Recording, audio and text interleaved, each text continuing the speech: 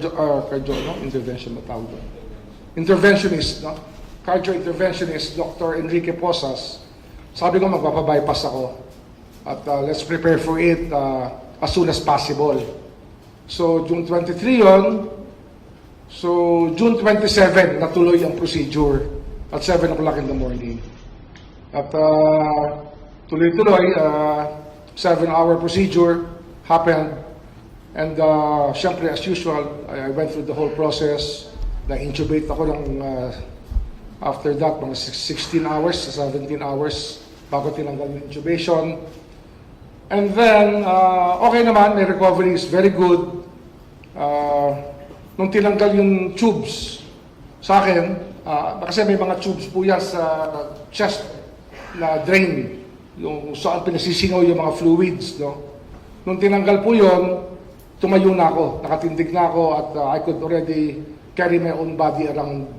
Kaya I was cleared for discharge 5 days after the procedure. On the 6th day, nakauwi na ako. So, pumasok ako ng naoperahan ako ng Tuesday, nakauwi ako ng Monday. Monday, nakauwi na ako.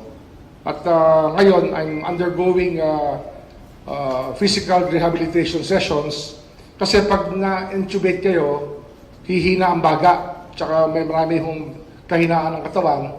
Kaya ngayon, po ako, I'm doing physical therapy para ho dito. At okay naman, so far so good, my voice is very clear, my mind is very clear. Actually, technically, I could return to work already. But this is not yet the end of my wellness leave, Kasi nag-wellness leave po ako, kailan ba ako nag-wellness leave? Monday. Yan po ay June 21? 26. Ako nag-wellness leave. Tapos so, kung working days yan, Monday or Tuesday pa kasi may holiday nung sa wellness leave. So technically it ends on Monday or Tuesday. Tuesday, dapat ako magre-resume. Pero I just wanted to come here to tell you guys that I miss you. I miss the work. I miss the DOJ. And actually, I've been monitoring the work here. Na-monitor ko, but I haven't been getting into details yet. At sometimes it bears a question kung aalamin ko kagad. So I'm just very thankful na pasalamat na binigyan po ako ng malakas na pangatawan at kayang-kaya ko yung katawan ko. Pero this doesn't mean that I should throw caution to the wind. Ingat, patuloy-tuloy ang pag-iingat. My immune system is down, it has to go up. Siyempre, that's part for the course medyo mahina ang immune system. Dahil nag-transfusion at lahat, pinagdaanan ko po ang lahat para makarating muli dito. This is the 10th day since I filed my wellness leave. Pang-10 araw po ito. 26 hanggang sa ngayon, which is 6, no? This is the 10th day. Technically. Pero hindi pala technically. Chronologically. Okay? So, I can take questions if you wish. Nga pala, isa pa, it's an elective procedure. Marami ho kasi umaatras sa gantong kasi hindi ho madali magpa-bypass, sabihin ko sa inyo. It's not the easiest of things to undergo. But I have a great team of doctors. My surgeon was Dr. Marvin Martinez, great surgeon, and also my cardiologist, Dr. Enrique Posas, is great. And of course, the one who put the team together was Dr. Ruth Divina Gracia, who's the sister of one of my best friends in college. I'm very thankful to the doctors also. And of course, pasalamat ako sa Panginoon at dito ako sa harap niyo ngayon. I can take a few questions. Hi sir, you look fresh and well. Sir, hanggang kailan po kayo medyo magpapahinga and kailan po kayo officially back to work na? Yung daily grind? Next week, by Monday, technically, I'm back to work. But I cannot keep on going here. I have to be careful. Ingat lang. I'll be meeting the leadership on Monday. Lahat ng USEC, ASEC, I'll be meeting them Monday morning after the flag para sa instructions at para magkaroon ng yung mga directions, mga orders na kinakailangan. But I'll be talking to them often naman no? Kaya lang, I have to play it by ear kasi hindi pwedeng ipilit Hindi pwedeng ipilit na bumalik agad sa normal kasi physically, it's better that I regain my full strength first. Okay naman, this morning I walked 2.7 kilometers but very much paced walking, hindi nakatulad ng dati because before I used to take 1 kilometer in 10 minutes. Kanina, paced pa yun, 13 and a half minutes, which means I was really taking it easy. Tumitigil ako at pinopost ko yung aking watch para magpahinga, to catch my breath every so often para lang ma-regain lang yung dati kong strength and vitality sa physical activity. Sir, have you spoken to the President? At I understand, sir, meron po siyang... We have spoken. We have exchanged text messages also. And sabi niya, unahin ko na to. Unahin ko na yung pagpapagaling at pagpapalakas para inilaan para sa departamento sa aking liderado. Kaya he's very happy that I made the decisions that I did to go through with the procedure and to come out of it very well. And I thank the President for the trust and confidence given to me. Sir, recently he has tasked the DOJ and the NBI to investigate nga po yung onion smuggling. Yes. So far, sir, what can you update us on that? If meron na po ba? The DOJ conducted these studies already before. When the Office for Competition was still a bigger office for competition within the department, may studies na kami about onion smuggling. No? And the NBI also had an investigation on this. Now, we're playing it, we're looking at all the minutes now of the congressional hearings. And of course, we will look at our own notes to be able to put together a good case of economic sabotage against those who insist on creating a cartel within the country, which is definitely against the law. Sir, you mentioned na matagal nyo na po siyang iniimbestigahan. At inire-review... Institutionally, the DOJ. Apa.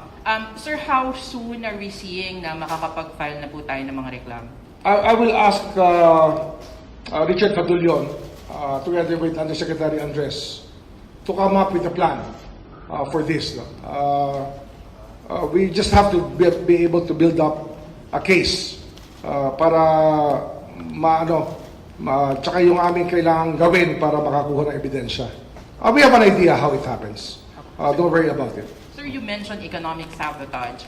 Gaano po kalala, gaano po katindi, o gaano din kalawak? Ang network kasi dito, from the time that the onions are ordered to the production fields, meron ho talagang malaking galamay itong grupong ito. Kaya kinokontrol talaga nila yung supply.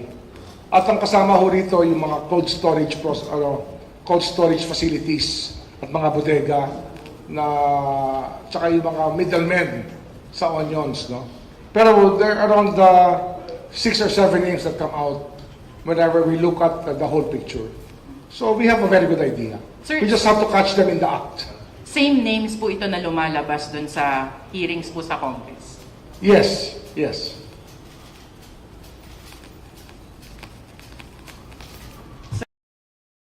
Ano yun in fact, last year, nung nag-hearings sa Congress o sa Senate ba? Saan ba yun? Sa House ba? Sa House. Sa House. Nakapag-test by pa nga ang NBI in Cebu. Na-locate namin kung sino nagtatago sa Cebu ng supply.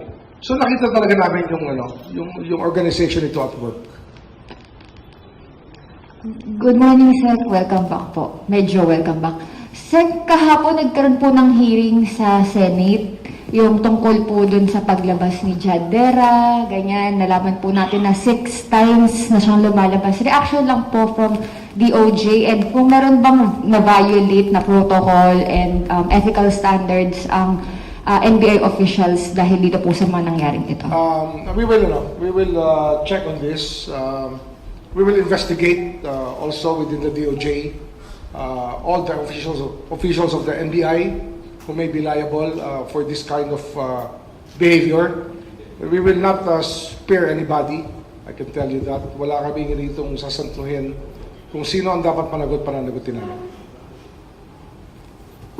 Sir, on ano naman sir, last week, meron pong malaking operation, malaking raid yung PNP with Las Piñas, yung isa pong Sinshuang Network Technology. I understand sir, meron na bang inquest preso doon? Ano na po ba yung nalaman natin? Ano na po yung progress po doon sa pagpapanagot doon sa mga tao daw po behind trafficking?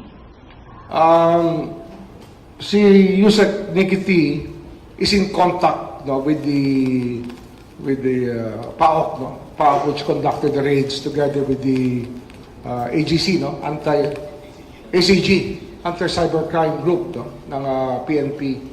And merong mga cases na lumalabas ngayon na gustong i-file na, lumalakas ang loob ng marami sa kanila. Ang problema kasi dito, when you have foreigners that have to testify, pag tumagal-tagal ng konti, nawawala sila eh. Yun ang aming ito yung pinakamahirap na parte tungkol sa pag-file ng cases dito sa Pogo. Pero tuloy-tuloy ang kaso niyan. Ipa-follow up ko lang sa I think USEC will give me a report on this matter very soon. Pero ano yan talaga eh. May mga sindikato at work talaga rin.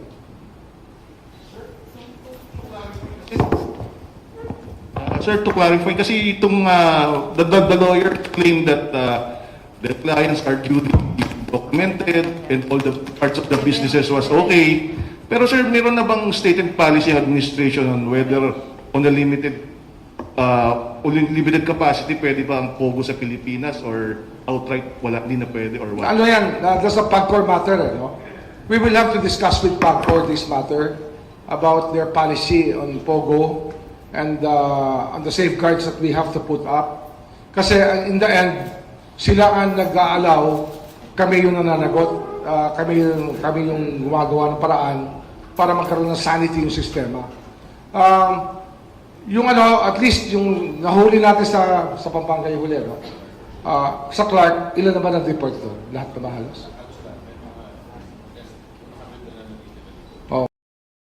Sa 1,100, we were able to deport 1,000. Natapos na natin yun. And dito, the same thing will happen. We just keep deporting them. And ang kailangan lang ma-blacklist na sila para hindi na sila bumalik dito. Sir, good morning. Sir, good morning. Balikan ko lang, Sir, yung condition ninyo. Was there any indication prior to your medical check-up that there could be a problem with your heart? Walang any signs at all, Sir? Kasi ang kala ko, ang tingin ko kasi, dahil overweight ako, kaya mabigat ang katawan ko, probably that's the only sign that I was laboring more because I was heavier. Pero actually, because I'm used to working out and punishing myself physically, kaya parang wala talaga ako nahalata. But this helped me because I was muscularly, I'm still okay. Kaya nung tinanggal yung tubo ko, kaya ko tumayo. Hindi ako inaalalayan. Wala akong kailangan alalay, walang hahawakan ko para makapunta ako ng banyo. Wala. I did everything on my own. Kaya, ano yan eh?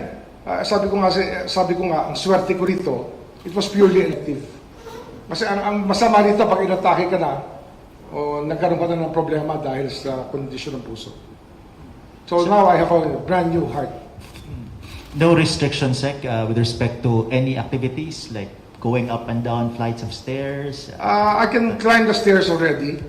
I do that already. But ano nga eh, I have to pace myself and develop what you call my resistance, yung aking endurance, stamina. at strength ulit. No? Kasi I cannot carry heavy things pa rin. I'm restricted to walking. That's all I can do now as a physical activity. So no effect, Sec, on the operations of the DOJ in the Wala, coming wala. months? Except lang for the that you won't be here physically every day. May changes ba sa... Yes, only for the next 3 weeks, I think, or the next month. Kasi ano yan video conferencing naman is very in, no? And they can physically see me. My leadership can physically see me. Sanay naman ako. And I actually miss the work. The moment that I can do it, I'll do it. I'll be here already. Sec, just ask your reactions yung latest move ng prosecution to ask for the inhibition of the new judge handling the De Lima case. What's the rationale of the prosecution for this? Well, alam mo, kasi institutionally, inabot na namin yan. We cannot direct them one way or the other kasi that direction was set already before. So it's all it's actually their own volition that they're doing this. We just respect it as part of institutional continuity. And well, it can work, may not work, but that's how lawyers think. And it's how lawyers, the prosecution lawyers, want to play their case. We just respect the process right now. Sec, have you received a letter from European parliamentarian? I think there were 5 of them who sent a letter Kailan? to the DOJ. I think it was last week of July. They were asking for the release of De Lima in response to the bail denial. Have you... Well, seen that? outright, I cannot interfere with the courts. That's my answer to that. How about the training, Sec, that's being done? Forensic training? It's my initiative. Itong bringing in Dr. Tidbal Beans, having the UN Joint Program, sponsor, help us with the forensic, Minnesota Protocol, and forensic pathology capabilities. Initiative po namin yan. We had this in by late October, early November last year when we were in Geneva. Pinag-usapan na namin ng Yusek Andres and Yusek Vasquez itong bagay na to. And we're very thankful that we've pushed through. And I would write a letter of thanks to the UNJP for this. But it doesn't end here. Kailangan to tuloy-tuloy institutionally lumakas ang ating capabilities sa forensic pathology para alam natin talaga yung mga nangyayari pagdating po sa untimely death situations. Sec, Sec. Sec, ngayon may nagbo-viral na video online, Sec, na sa isang command conference ng NBI nung last month lang, meron silang in-invite na intermission number na sexy dancer, sir. Baka meron tayong reaction on that, sir. May bawal ba ito? Definitely, we do not like this to happen. No? We'll investigate it also. These are the forms of misbehavior that we don't need in the country. Sec, balikan ko lang po yung wellness leave nyo. There might be speculations no after saying yung sitwasyon nyo right now, your health. Just to clear the water or clear everything else, resignation is not on the table. Never. Never. So, sir, your commitment as a secretary will remain. Of course, I serve at the pleasure of the President, and I will continue to discharge my functions as long as the President believes in my capability to lead the department. Sec, one more from me, if you don't mind. Recently, the Supreme Court came out with a very strongly worded ruling penned by the Chief Justice himself. The Chief Justice was commenting on the way a drug operation in November 2003 was conducted with lapses on chain of custody. But aside from that, he also commented on the way the prosecution handled it, as well as the courts. There's the issue of supposedly the prosecution not providing justification for non-compliance with the chain of custody rule and possible negligence or ignorance in not appealing a ruling which rendered a lower penalty for one of the accused. Your thoughts on this, Sec? Kaya nga we're asking now in the department orders that we have come up with, we're asking the prosecutors to own up to the responsibilities that they have as prosecutors. Meaning to say, we're asking them to have a reasonable certainty of conviction every time they file cases. At the same time, they cannot dismiss cases because the evidence was not completed by the police.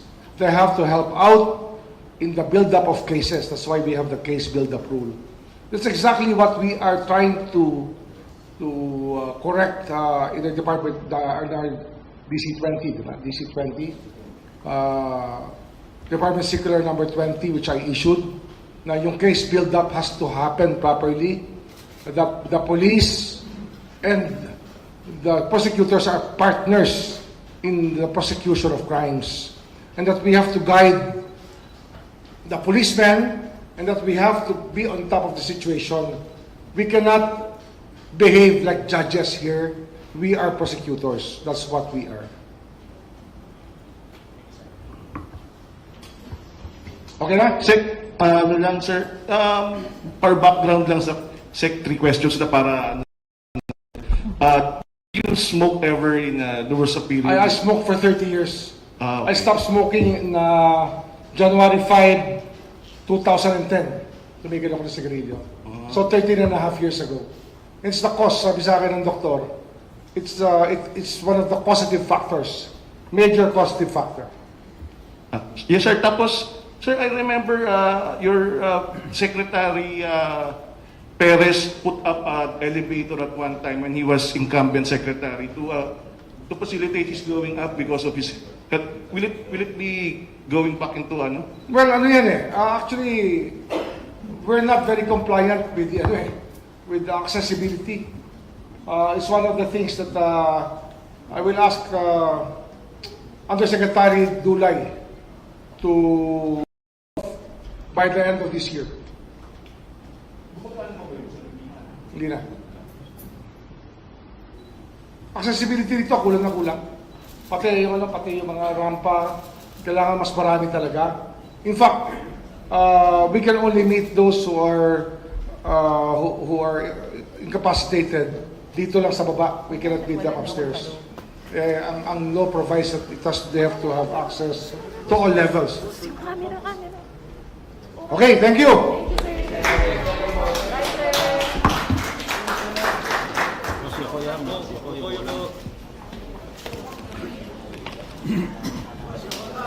Sectors ka namin. Sir, minus 10 years. 52. Thank you.